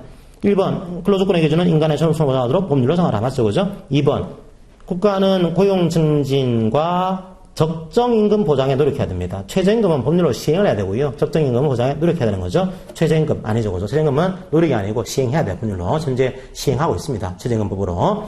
3번, 연수자는 특별하게 보여주라. 맞죠? 4번, 국가공자 상위공경, 전몰공경과 가져온 법률로 우선적으로 근로의견을 부여받는다. 맞아요. 5번, 근로의무의 내용과 조건을 민주주의 원칙에 따라서 법률로 정한다. 예, 이것도 나와 있습니다. 2번이 틀렸죠.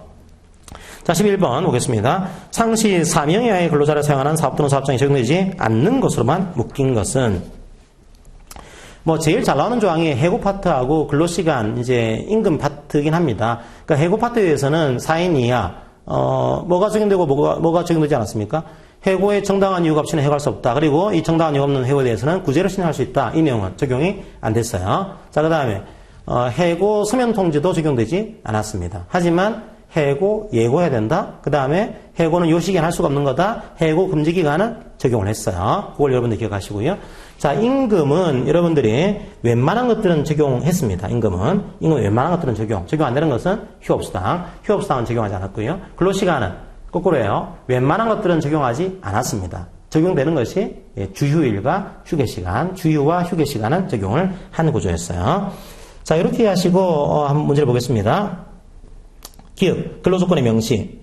자, 근로조건에 대한 명시 파트는 이건 적용되는 구조예요. 아무리 4인이라고 하더라도 근로계약서에 이 내용은 적어야겠죠. 그죠? 이거 명시해야 됩니다. 이건 여러분들이 모르시더라도 충분히 상식적으로도 알 수 있어요. 명시해야 됩니다. 니은, 휴일, 주휴일 적용된다라고 했죠. 그죠? 주휴일은 적용됩니다. 디귿, 법령 유주 등의 개시. 요건 적용이 안 돼요. 그러니까 너무 사업장이 작으니까 이 작은 사업장에서 뭐 또 법령 개시하고 해야 되는 거냐? 그럴 필요는 없을 것 같다. 그래서 이 조항들은 배제를 시키고 있습니다. 자, 리얼, 해고, 예고. 예, 해고, 예고와 해고 금지 기간은 적용이 된다라고 했죠? 예, 리얼은 적용되는 구조고요. 휴업수당, 휴업수당은 적용되지 않습니다. 임금은 웬만한 것들은 적용되는 구조인데 휴업수당은 적용되지 않는다라고 했죠? 예, 정답은 뒤끝 미음이 되겠습니다. 5번이 되겠습니다. 자, 12번 볼까요? 12번. 근로기준법상 노동위원회를 통한 부당해고 등의 구제에 관한 설명으로 옳지 않은 것은 1번 노동위원회는 최초의 이행강제금을 부과한 날을 기준으로 매년 2회의 범위에서 구제명령을 이행할 때까지 반복해서 이행강제금을 부과할 수 있다. 예, 매년 2회의 범위에서 이행강제금을 부과할 수 있다. 요거는 맞아요. 근데 기준점이 뭘까요? 기준점이 최초의 이행강제금을 부과한 날이 아니고 최초의 구제명령을 한 날을 기준으로 해서 이걸 부과하는 구조입니다. 자, 그게 틀렸어요. 자, 2번 구제 신청은 부당해고가 있었던 날부터 3개월 이내에 해야 됩니다. 맞고요. 3번 근데 이행강제금을 부과하는 이유가 뭘까요? 왜 부과하는가 하면 이게 재심을 신청했다고 하더라도 혹은 행정법원에 소를 제기했다고 하더라도 그 행정처분의 효력이 정지가 되는 구조는 아닙니다. 여전히 확정이 되지 않았지만 정지는 안 되고 있어요. 지켜야 되는 거죠. 지키지 않았으니까 이행강제금을 부과하겠습니다. 이런 태도를 가지고 있는 겁니다. 효력이 정지가 되지는 않는다. 맞아요. 4번, 이 이행기한까지 구제명령을 이행하지 않게 되면 이 사용자에게 이행강제금을 부과합니다. 그런데 나중에 이게 취소가 됐어요. 노동위원회나 법원 가서 이 구제명령이 취소가 됐습니다. 그럼 이행강제금 부과한 것이 잘못된 거죠. 잘못된 거니까, 이제 징수한 이행강제금 반환해야 됩니다. 이자 붙여가지고. 맞겠죠, 당연히. 정답은 1번이 되겠습니다. 13번 문제. 근로기준법상 해고 등에 관한 설명으로 옳은 것은 1번 사용자의 부당한 해고 처분이 무효이거나 취소가 된 때 근로자가 지급을 청구할 수 있는 임금의 범위는 통상 임금으로 국한된다? 아니에요. 이거죠. 이제 부당해고 당했습니다. 해고를 당하게 된 요 기간 중에 이게 부당해고면은 일하지 못한 기책사유가 지금 사용자에게 있는 거죠.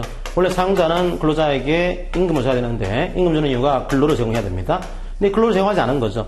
근로를 제공하지 않은 기책사유가 지금 사용자에게 있는 겁니다. 채권자의 기책사유인 거죠. 그럼 임금은 지급해야 돼요. 근데 임금이 통상임금에 국한될까요? 그렇지 않습니다. 이거는 실제로 평균임금 속에 포함되는 모든 임금이 다 포섭이 된 구조가 만들어져요. 통상임금이 아닌 거죠.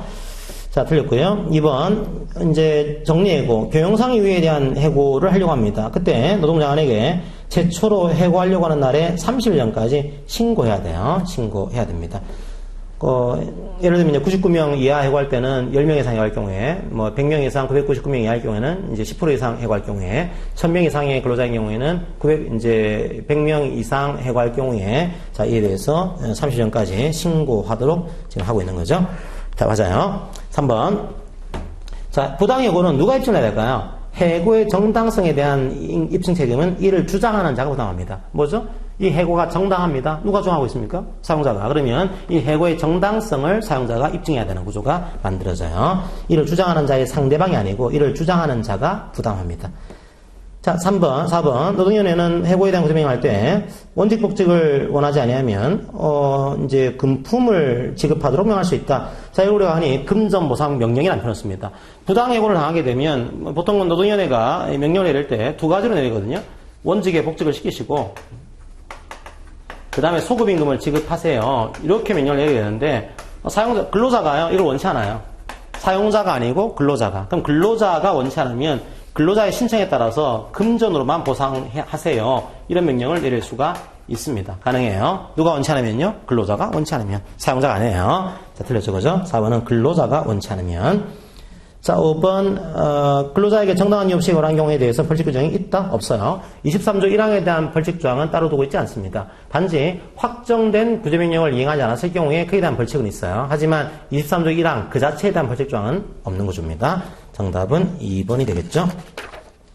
자, 14번 문제. 근로기준법상 여성보호에 대한 설명을 옳은 것은 1번, 사용자는 한 번에 2 이상 자녀를 임신한 여성의 경우에 출산 전후 휴가 기간의 배정은 출산 후에 75일 이상이 되도록 해야 된다? 이건 잘못됐죠. 출산 휴가는 이제 이런 겁니다. 단태아. 이제 아이 한 명을 임신했을 경우에는 출산 휴가 90일이죠, 90일. 90일이고 산 후에 딱 절반 45일을 산 후에 확보해야 됩니다. 45일 이상을. 그런데 아이가 2명 이상이다. 그러니까 다 태아한 거죠. 쌍둥이 이상의 경우에는 출산휴가 기간이 120일이 부과가 됩니다. 120일. 120일 중에 산 후에 절반이죠. 60일. 60일 이상의 출산 후에 휴가를 확보해야 돼요. 75일이 아니고 60일 이상. 이 75일은 유급에 대한 범위 이렇게 하시면 됩니다. 자, 2번. 임신 중의 여성이 동의하고 노동자가 인가를 받으면 야간근로를 시킬 수 있다? 아니에요. 임신 중의 여성은 근로자가 명시적으로 청구하고 노동부가 인가하게 되면 가능합니다. 요거는 출산한 지 1년이 되지 않은 여성 근로자, 이 경우에는 근로자가 동의하고 노동부 장관이 인가하게 되면 가능해요. 하지만 임신 중 여성은 근로자가 명시적으로 청구하고 노동부 장관이 인가를 해야지만 야간근로 가능합니다.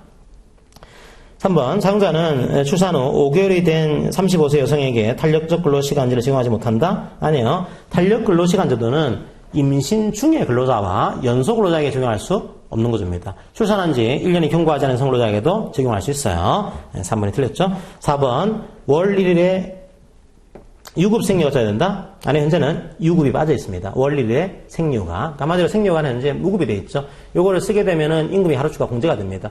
남아있지만 꽤 사용 빈도는 과거에 비해서 떨어진 휴가가 생리휴가가 됐습니다. 자, 유급이 빠져 있다. 무급으로 된 거죠, 실제로는. 자, 5번. 사용자는 생후 1년 미만의 유아를 가진 여성 근로자가 청구하게 되면 1일 이후에 각각 30분 이상의 유급 수유 시간을 줘야 된다. 이게 맞죠, 그죠? 생후 1년 미만의 유아를 가진 여성 근로자 청구하면 1일 이후에 각각 30분 이상의 수유 시간 줘야 됩니다. 맞아요. 정답은 5번이 되겠습니다. 자, 그 다음에 15번을 보겠습니다. 자, 근로기준법에 대한 설명으로 옳은 것은 1번. 15세 이상 18세 미만 근로자, 누구죠? 연소근로자. 연소근로자에게는 선택근로시간제도 적용되지 않고 탄력시간제도 적용되지 않습니다. 둘 다 적용 안 돼요. 틀렸죠? 2번, 19세 미만인 자, 미성년자죠. 근데 우리나라에서는 연소자, 18세 미만인 자에 대해서 가족관계 기록상에 대한 증명서를 갖춰두도록 하고 있습니다. 자, 그런가 하면 우리나라에서는 민법상으로는 미성년자가 19세인 거지만 근로기준법에서는 연소자라고 해서 18세 미만을 두고 있습니다. 18세 이상이 되게 되면 자기의 그냥 힘으로 일을 할 수가 있어요. 하지만 18세가 안 되게 되면은 친권자나 혹은 동의서가 필요합니다. 그러니까 여기서는 18세 미만인 자는 그걸 확인하기 위해서 가족관계 기록상에 대한 증명서, 연령을 확인하기 위해서 이걸 비치해야 돼요. 19세 미만인 자가 아니고 이제 18세 미만인 자가 됩니다. 그 다음에 3번, 그 다음에 15세 이상 18세 미만인 경우에는 친권자 혹은 동의하게 되면은 일을 할 수가 있는데 15세 미만인 자는 취직인허증이라는 증서가 있어야 돼요. 여기 없으면은 일을 못 합니다. 근데 이 취직인허증은 의무교육에 지장이 없는 경우 직종을 지정해서만 발행할 수가 있습니다. 신청할 때는 이제 본인과 사용자가 될 자가 연명으로 신청하는 구조가 되어 있거든요. 그래서 그것도 좀 틀렸고, 본인과 사용자가 될 자가 연명으로 의무교육에 지장이 없는 경우에 그런 노동장관은 직종을 지정해서만 이걸 발행해줘요. 3번도 틀렸죠? 4번, 연수자의 근로시간은 법정 근로시간이 다릅니다. 법정 근로시간이 하루 7시간, 한 주에 35시간이에요. 합의하게 되면 하루 1시간, 한 주에 5시간을 한도로 연장할 수 있다. 연소 근로자의 법정 근로시간과 연장 근로시간을 알고 있냐 물어본 내용이었습니다. 4번 맞습니다. 5번, 미성년자도 독자적으로 임금을 청구할 수 있어요. 가능합니다. 있다. 정답은 4번이 되겠습니다. 자, 16번 볼까요? 16번, 기간제법상 차별적 처우에 시행하는 노동부 장관의 권한이 아닌 것은, 노동부 장관이 지금 뭘 하시는가 하면 2, 3, 4, 5번은 제가 이제 한꺼번에 설명드릴게요. 원래 차별적 처우에 대한 구제를 누가 신청하는가 하면 기간제 근로자가 노동위원회에 이걸 신청합니다. 그럼 노동위원회가 이걸 판단하거든요. 근데 기간제 근로자가 이걸 노동위원회에 신청하기가 쉬울까요? 쉽지 않은 거죠. 개인이 그 신청했다가 잘못되면은 계약기간 연장 안 되고 본인만 억울할 때가 생길 때가 있습니다. 그것 때문에 어떻게 했냐면 노동부 장관이요. 사업장을 조사할 수 있는 거예요. 조사해가지고 이게 차별이 있다 이 경우에는 차별을 시정 요구합니다. 그럼 시정 요구를 사용자가 따르면 돼요. 안 따를 경우에는 이 시정 요구한 내용에 대해서 노동부 장관이 이제 노동위원회에 이 사실을 통보해 줍니다. 노동위원회. 이 사실 통보해서 이제 노동위원회가 이 내용을 심리하게 되는 그런 구조가 만들어져요. 자, 그 다음에, 이제 또 한 가지가, 만약에 노동부 장관이, 이제, 예를 들면, 노동위원회가, 이거 차별 맞다. 차별에 대한 시정명령을 내렸습니다. 차별에 대한 시정명령. 근데 이 시정명령은 누구를 상대로 내는 거죠? 갑이라는 근로자가 신청했으면, 갑이라는 근로자에게 이거 시정하세요. 명령을 내리는 겁니다. 우리 회사는 을도 있어요. 병도 있어요. 근데 을과 병은 노동위원회에 이걸 신청하지 않았습니다. 그 경우에 을과 병에 대해서도 노동부 장관이 갑이 받았으니까 을과 병도 시정하세요. 이걸 요구할 수가 있습니다. 그런 권한들을 가지고 있어요. 거기에 16번에 1번, 2번, 3번, 4번의 내용입니다. 2번, 3번, 4번, 5번 그 내용이에요. 노동부 장관이 이렇게 할 수 있다. 이 내용을 제가 요약을 해드린 거고요. 자, 1번은 뭘까요? 차별적인 처우 금지 의무를 위반한 사용자에게 명백한 고의가 인정되는 경우에 손해액을 기준으로 해서 3배를 넘지 않는 범위에서 배상명령을 내리는 것. 자, 이거는 뭔가 하면은 나중에 노동위원회가 이에 대한 명령을 내립니다. 명령을 내릴 때 어떻게 하시는가 하면 원래는 손해액을 기준으로 해서 배상을 명하겠죠. 그런데 이게 명백한 고의가 있다. 명백한 고의. 그건이 반복이 되고 있다. 그때는 배상을 내릴 때 일종의 약간 아주 가벼운 형태의 징벌적인 손배제도를 가지고 있는 겁니다. 그냥 원 손해액이 아니고 3배수 이하. 자, 3배 이하의 그런 내용을 가지고서 시정명령을 내릴 수가 있어요. 배상명령을 내릴 수가 있습니다. 누가 내리는 거죠? 명령인 거니까 이거는 노동위원회가. 이건 노동위원회가 관한 것이지 노동부 장관의 권한이 아닙니다. 정답은 1번이에요. 자, 17번. 파견법에 관한 설명을 옳지 않은 것은 1번. 사용사업주는 파견근로자의 사회적 신분을 이유해서 근로자 파견계약을 해지해서는 안 된다. 예, 뭐 맞겠죠. 사회적 신분을 이유해서 근로자 파견계약을 해지해서는 안 됩니다. 자, 2번. 파견사업주는 그가 고용한 근로자 중에서 파견근로자로 고용하지 아니한 자. 파견사업주의 근로자긴 한데 자기의 그냥 근로자로 고용한 것이지 파견 근로자로 사용하기 위해서 고용한 사람이 아닌 거예요. 이 사람을 파견 보내려고 합니다. 그때는 미리 그 취지를 서면으로 알려주고 당해 근로자의 동의를 얻어야 됩니다. 자, 그 내용을 두고 있어요. 자, 한번 쟁의행위 기간 중인 그 사업장, 쟁의행위 중인 사업장에 파견을 보내려고 합니다. 그때는 과태료가 아니에요. 요거는 단체 행동권이라고 하는 그런 권리를, 기본권을 침해한 내용이 되는 거죠. 그랬을 때는 단순한 과태료가 아니고 이걸 범죄행위로 봐서 형사처벌조항 1년 이하의 징역, 1천만 원 이하의 벌금에 처할 수 있습니다. 과태료가 아니에요. 예, 3번이 틀렸습니다. 자, 4번. 파견사업주는 사용사업주가 파견근로에 한해서 산업안전보건법 시행령 위반되는 경우에는 근로자 파견을 정지할 수 있다. 예, 그러니까 사용하는 사업주가 보니까 산안법을 위반해서 뭔가 하고 있어요. 그때는 파견을 정지할 수 있습니다. 가능합니다. 뭐 파견 계약을 해지할 수도 있어요. 5번. 파견 사업주는 정당한 이유 없이 파견 근로자의 고용 관계 종료 후에 사용 사업주가 당해 파견 근로자를 고용하는 것을 금지하는 내용의 근로자 파견 계약을 체결해서는 안 된다. 예, 이것도 맞습니다. 그러니까 이제 사용사업주가 이게 고용관이 끝나게 되면, 파견근로자 고용이 끝나게 되면은 사용사업주가 이 사람 고용하겠습니다. 이 고용하면 안 됩니다. 이런 내용의 파견계약을 체결해서는 당연히 안 되겠죠, 그죠? 뭐, 법상으로 여러분이 모르더라도 상식적으로도 말이 안 되는 내용이죠, 그죠? 그래서 이 내용도 틀렸어요. 정답은, 이 내용도 맞죠, 그죠? 정답은 3번이 되겠습니다. 자, 18번 볼까요? 산업안전보건법상 작업중재에 관한 설명을 옳지 않은 것은, 산업법은 두 가지 형태가 나옵니다. 산업안전보건법.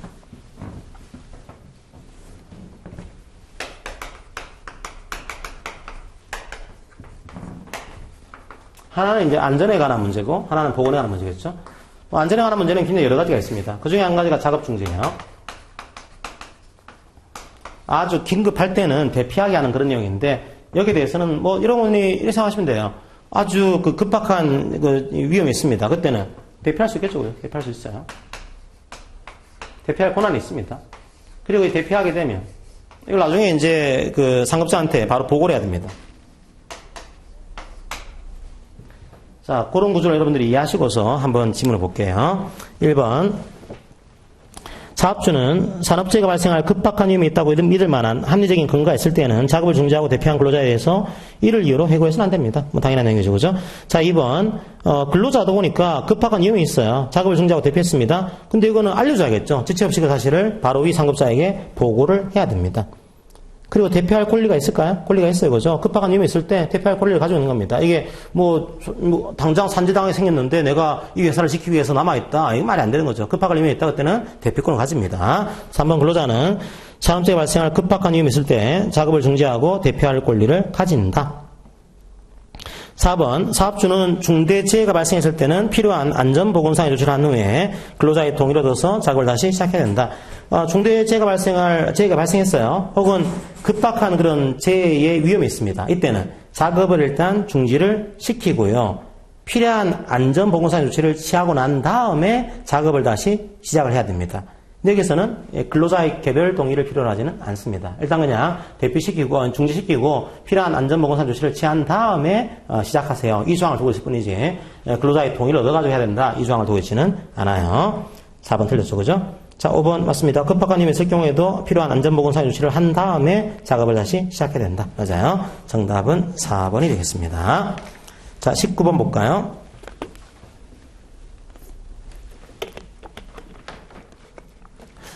비교적 최근에 추가된 휴가 중에 하나가 난임치료 휴가가 최근에 추가됐죠. 난임치료 이제 며칠일까요? 난임치료에서는 연간 3일 이내. 그리고 3일 이내 중에서 최초 1일은 유급을 합니다. 자, 1번 연간 3일 이내니까 12일이니까 틀렸죠, 그죠? 2번 최초 2일 아니고 1일입니다.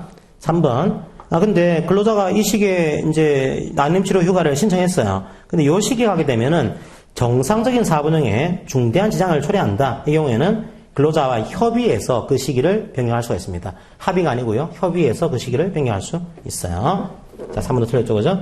4번. 그 다음에 난임치료휴가를 신청하려고 합니다. 그때는, 하려고 하는 날에, 3일 전까지 사업주에게 신청해야 됩니다. 3일 전까지. 요게 맞아요. 그러면 이게 신청하게 되면은, 난임치료를 받을 사실을 증명할 수 있는 서류 제출을 사업주가 요구할 수 있습니다. 요구할 수 있다. 정답은 4번이 되겠죠. 20번, 최저임금법에 관한 설명으로 옳지 않은 것은 1번, 사용자는 최저임금법이 적용되는 경우라도 반드시 근로자가 실제로 근무한 매시간에 대해서 최저임금액 이상의 임금을 지급해야 되는 것은 아니고 근로자와의 근로계약에 정한 임금 산정 기준 기간 내에 평균적인 최저임금액 이상을 지급하면 된다. 예, 이 최저임금법은 소정 근로시간에 대한 임금을 이제 얘기하고 있는 겁니다. 실제 근로시간에 대한 임금을 얘기하고 있는 게 아니에요. 그래서 내용도 맞습니다. 자, 2번. 일반 택시 운송사업에서 운전업무 종사하는 근로자의 최저임금 범위는 생산고에 따른 임금을 제외한다. 이제, 요거는 제외예요. 그러니까, 요건 이렇게 구분하십시오. 여러분들이 약간 최저임금은 실무적인 내용이라서 어려운 내용일 수 있어요. 보통 저희들이 생산고에 따른 임금이라고 그러는데, 생산고. 요거는 이제, 물건을 많이 만들어내면은 더 주는 임금, 그런 걸로 이해하시면 돼요. 그 생산고에 따른 임금도 최저임금 산입 범위에 포함됩니다. 포함되는데, 일반 택시 업종은 포함이 안 돼요. 그러니까 택시 업종에 이게 포함 안 된다는 얘기는 산학금 같은 경우를 제외한 초과운송 수익금에 대해서는 최저임금 산입법에 포함시키지 않는 겁니다. 자, 그게 우리 법에 나와 있어요. 자, 2번 맞습니다. 3번 통상임금이 최저임금액보다 적은 경우에는 최저임금법에서 정한 시급 최저임금을 기준으로 해서 연장근로수당 및 야간근로수당을 산정해야 된다. 자, 이건 오해하기 쉬운 거죠. 자, 저희들이 보통 임금을 이해할 때 맨 위에 있는 게 평균임금, 그 다음 아래가 통상임금, 그 다음 아래가 최저임금으로 이제 생각합니다. 근데, 통상임금이 경우에 따라서는 최저임금보다 떨어지는 케이스 나오거든요. 통상임금. 자, 이런 경우에, 아니, 어떻게 통상임금이 최저임금보다 떨어질 수가 있는 거냐? 그러면 이게 떨어지게 되면 이 최저임금을 가지고서 연장근로수당을 산정을 해야 되는 거 아니냐? 예, 그렇지는 않다고 하는 거예요. 왜냐하면 목적이 다른 겁니다, 이게. 이거는 위아래가 있는 문제가 아니에요. 평균임금은 퇴직급여를 주기 위한 목적. 통상임금은 시간의 근로수당을 주기 위한 목적. 최저임금은 최저임금법을 지켰는지를 따져보기 위한 목적. 이 목적이기 때문에 설사 통상임금이 최저임금보다 떨어졌다고 하더라도 연장근로수당 등에 대한 기준임금은 통상임금이죠. 따라서 이 케이스도 통상임금을 기준으로 해서 산정을 해야 됩니다. 3번이 틀렸어요. 4번 외국인 근로자도 최저임금법 적용받습니다. 맞죠? 그죠? 5번 상여금의 100분의 월 환산액의 100분의 25에 해당하는 부분은 최저임금에 산입하지 아니한다. 자, 이거는 2019년도에 관련된 그런 내용입니다. 원래 상여금은 최저임금 속에 포함시키지 않았어요. 하지만 최근에는 상여금이 고시가 된 그 최저임금 금액의 25% 까지는 최저임금에 포함시키지 않습니다. 하지만 25%를 초과하는 월 상여금이 있으면 요거는 포함을 시킨다. 그렇게 지금 법을 바꿔놨죠. 그러니까 월 상여금에서 최저임금 고시가 된 금액의 25%까지는 포함시키지 않지만 요걸 초과하는 부분은 포함시키는 것으로 되어 있습니다. 자, 5번 맞죠? 100분의 25에 해당하는 부분은 최저임금에 산입하지 않는다. 맞아요. 정답은 3번이 되겠습니다. 21번 근로자 퇴직급여 보장법상 개인형 퇴직임금 제도에 관한 설명 중 옳지 않은 것은? 자, 이걸 보겠습니다.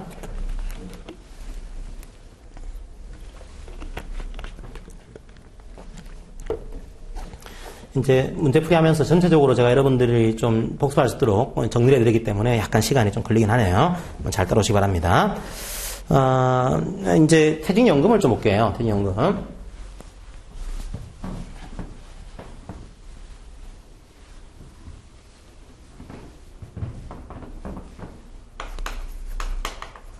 퇴직금이 있고 퇴직연금이 있습니다. 퇴직금은 이제 사용자가 근로자한테 지급하는 거죠. 퇴직연금은 두 가지가 있어요. 하나가 확정급여형, 또 한 가지가 확정기여형이 있습니다. 사용자가 있고, 사용자가 이 연금 사업자에게 주는 이 돈이 부담금이죠. 기여분이죠. 연금 사업자가 나중에 근로자한테 주는 이 연금 구조가 혹은 일시금 구조가 급여분이 됩니다. 자, 요 급여가 확정되는 것이 확정급여형, 요 기여분이 확정되는 것이 확정기여형이에요.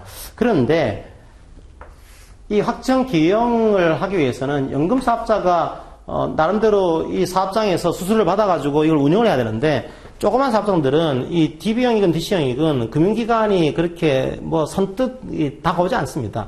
속된 말로 이게 돈이 안 되는 거죠. 수수료 받아봤자 10명이 안 되고 있으면은 이하가 되면은 이게 뭐 우리가 해봤자 큰 의미가 없는 겁니다. 자, 그래서 만약에 업 1, 2명이 안 되고 있으면은 어떻게 하는가 하면 기업형으로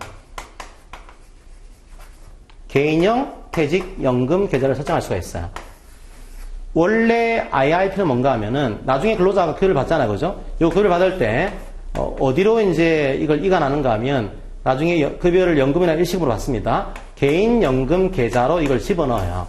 자, 그때 이제 IRP가 활용이 되고요. 그러니까 나중에 퇴직할 때 이 돈 받을 때 IRP 연금 계좌에 자기 돈을 집어넣는 겁니다. 요때 활용되고, 두 번째로는 확정급여형이나 기여형을 받고 있는데 나는 조금 더 돈을 더 넣고 싶어요. 개인적으로. 그때는 또 개인적으로 IRP에다가 돈을 추가적으로 부어서 이 돈을 불리는 것도 가능한 구조가 되어 있습니다. 그 다음 또 한 가지가 우리 기업에서 그냥 근로자가 동의해주면, 근로자가 동의하거나 근로자가 이걸 신청하게 되면은 IRP 연금 형태를 취할 수도 있습니다. 그때 원래 연금은 DB형 아니면 DC형이 되어야 되는데 10인이 안 되는 사업장은 이런 식으로 근로자가 동의하거나 신청하게 되면 개인형 연금 계좌를 설정하게 되면 이것도 퇴직급여제도를 설정한 것으로 이해해 주겠습니다. 그런 제도가 있습니다. 그게 이 형태예요. 자, 그거 일단 이해하시고 여러분들 보겠습니다. 1번 퇴직급여제도에 일시금을 수령한 사람은 개인형 퇴직연금 제도를 설정할 수 있어요. 자, 이거는 이제 IRP 계좌로 일시금을 이제 넣는 겁니다, 이게. 자, 2번 그리고 개인이 나는 조금 더 개인형 퇴직연금 제도를 설정할래요. 가능합니다. 설정할 수 있어요. 가능합니다. 3번 그러면 개인형 IRP 같은 경우도 운영을 해야겠죠. IRP를요. 이거 어떻게 해야 될까요? 이거는 퇴직 확정 기여형 형태입니다. 그러니까 이건 근로자가 운영하는 거예요. IRP도 근로자가 운영하는 거거든요. 확정급여형은, 확정기여형은 근로자가 운영하는 거지만 확정급여형은 사용자가 운영을 해야 됩니다. 그래서 IRP도 확정기여형과 같은 이런 제도로 운영이 되기 때문에 확정기여형 퇴직연금 제도의 규정을 준용하는 구조입니다. 3번이 틀렸죠, 그죠? 4번 같은 경우가 이제, 10명 이하가 아니고 10명 미만이죠. 상시 10명 미만, 10명 미만의 근로자를 사용한다.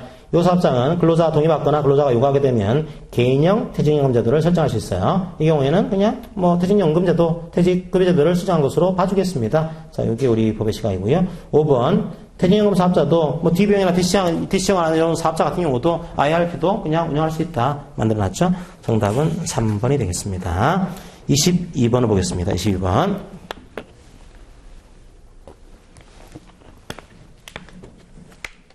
다음 중 임금 재고보장법상 체당금에 관한 설명을 옳지 않은 것은, 체당금은 두 가지가 있습니다. 하나가 일반 체당금, 또 한 가지가 소액 체당금이 있어요. 일반 체당금은 도산했을 경우에, 법률적이라든지 혹은 사실상 도산했을 경우, 소액 체당금은 체불에 대한 일단 판결을 받은 경우입니다. 그때 노동부 장관이 근로자에게 사업주를 대신해서 얼마를 지급하는 거죠. 최종 3년분의 퇴직급여, 최종 3개월분의 임금 혹은 이제 최종 3개월분의 휴업수당을 지급하는 그런 제도입니다. 자, 그래서 이 두 가지를 일단 이해하시고요. 그럼 첫 번째, 체불임금에 대한 판결이 있는 경우에 체당금을 지급할 수 있습니다. 그게 바로 이 소액 체당금이에요. 과거에는 회사가 도산을 해야지만 지급하는 구조였는데 지금은 회사가 망하지 않았더라도 체불임금에 대한 판결을 받게 되면은 국가가 지급하는 제도가 나와 있는 겁니다. 자, 1번 맞고요. 자, 2번, 마찬가지로 확정된 이행 공고 결정, 이것도 이제 체당금 지급 사유로 지금 추가되어 있습니다. 근데 여러분들이 아주 간단히 말씀드리면은, 이게 일반 체당금보다 소액 체당금이 작아요. 이 금액이에요. 그래서 이게 훨씬 큽니다. 훨씬 크기 때문에 3번, 소액 체당금을 지급받은 때는 해당 금액을 공제하고 일반 체당금을 지급합니다. 그러니까 소액 체당금을 받았다고 하더라도 아직까지 남아있는 체당금이 있어요. 그 경우에는 그 남아있는 것들은 지급을 해야 되는 거죠. 만들어집니다. 맞고요. 4번.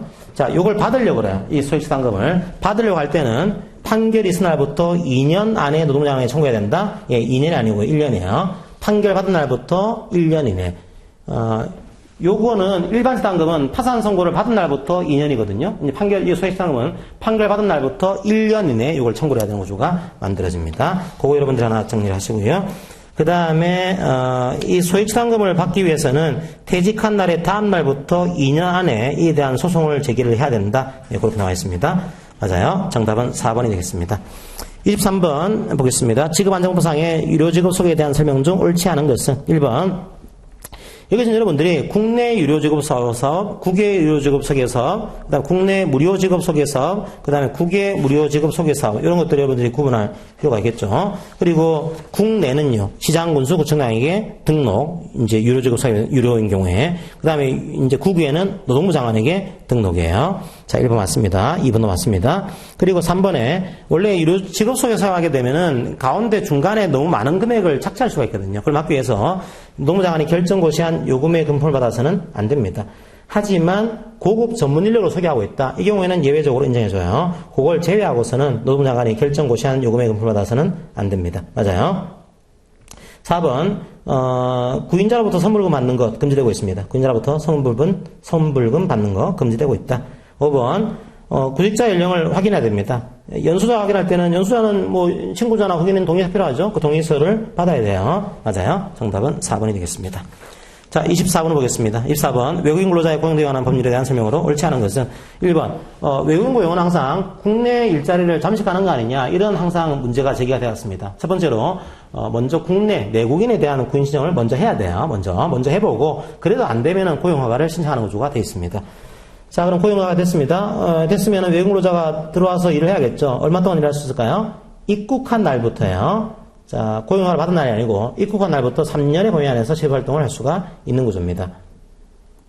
그럼 3년 되면 나가야 될까요? 네, 그렇지 않고 3번에 이제 나가기 전에 사용자가 재고용하겠습니다, 이걸 요청하게 되면 외국인 근로자에 대해서는 1회 안에서 2년 범위 안에서 취업활동 기간을 연장받을 수가 있어요. 그냥 이론적으로는 3+2의 구조가 되어 있는 구조다, 이렇게 하시면 되겠습니다. 자, 4번, 이제 근로계약이 외국인 근로자가 사용자하고 종료가 됐어요. 그때는 1개월 안에 이제 사업장 변경을 신청을 해야 됩니다. 그러니까 사업기간 근로계약 끝나버렸는데, 이게, 이제 변경 신청 안 하면 나가야겠죠. 그죠? 그때 1개월 안에 이걸 신청해야 돼요. 신청 안 하면은 나가야 됩니다. 퇴직금에 대한 것들을 가름하기 위해서 출국 만기보험 신탁을 이제 사용자가 가입을 해야 됩니다. 그러면 출국 만기보험 신탁은 퇴직급여를 가름하는 제도거든요. 요거를 지급해야 돼요. 언제 지급해야 될까요? 출국일로부터 14일 이내, 출국한 때로부터 14일 이내 지급을 하는 것이 원칙입니다. 근데 외국인 근로자가 출국일 이후에 이 돈을 신청했어요. 그때는요, 신청일로부터 14일 이내에 이 돈을 지급을 해야 되는 구조가 만들어지게 됩니다. 그러니까 원칙적으로는 이제 출국한 때부터 14일 이내에 이걸 이제 지급해야 되는데, 만약에 출국일 이후에 신청하게 되면은 그 신청일부터 14일 이내에 지급해야 된다. 그렇게 하시면 되겠습니다. 5번이 틀렸죠, 그죠? 25번 마지막 문제입니다. 근로복지기본법상 기업 근로복지의 내용이 아닌 것은, 그러니까 근로복지기본법은 공공근로복지와 기업근로복지로 구분됩니다. 그래서 기업근로복지는 각종의 우리 사주제도, 사내근로복지임금제도, 선택복지제도 이런 게 있는데, 근로자 우대저축? 이거 사내에 살 수 있나요? 여러분들이 이 법을 모르시더라도 우대저축을 어떻게 기업이 할 수가 있어요? 국가가 하는 거죠. 그래서 이 근로자 우대저축은 공공근로복지법의 내용으로 여러분들이 이해를 하시면 되겠습니다. 자, 처음 노동법 이제 1차 노동법 1에 해당하는 모의고사를 해설을 드렸습니다. 네, 수고하셨고요. 네, 감사합니다.